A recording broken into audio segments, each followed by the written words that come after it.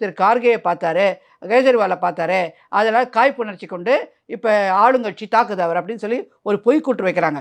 நான் வந்து இப்போ என்னை கொண்டு வந்து ஒரு ஆட்சியில் வச்சுருக்கீங்க, நான் ஆட்சியோட பார்ட்டே கிடையாது, கவர்மெண்ட் பார்ட்டே கிடையாது, குடியரசுத் தலைவரும் சரி, துணை குடியரசு கவர்மெண்ட்டோட பார்ட்டே கிடையாது, கான்ஸ்டிடியூஷன் படி கேட்டு அவங்க என்ன பண்ணணும்?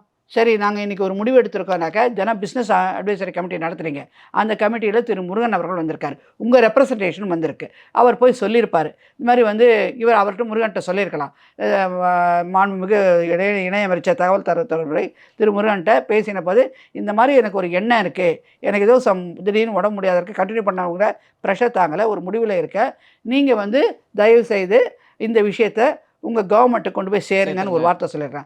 ரெண்டாவது, இந்த மாதிரி இவங்கெல்லாம் எதிர்கட்சி ஆப்போசிட் பார்ட்டி காங்கிரஸ் வந்து 51 கையெழுத்து போட்டால் எங்கிட்ட பேப்பர் வந்திருக்கு, என்ன பண்ணலாங்க, கலந்து ஆலோசிக்கணும், ஒரு மீட் வைக்கணும். இதனுடைய தலைவர் யார்? ஜேபி நட்டா அவர்கள், ராஜ்யசபாவோட தலைவர், உங்கள் கட்சிக்காரங்க, அவங்கள்ட்டே சொல்லுங்கள், மாண்பு பெருந்தர் கவர்மெண்ட்டுக்கு இன்ஃபார்ம் பண்ணுங்கள்,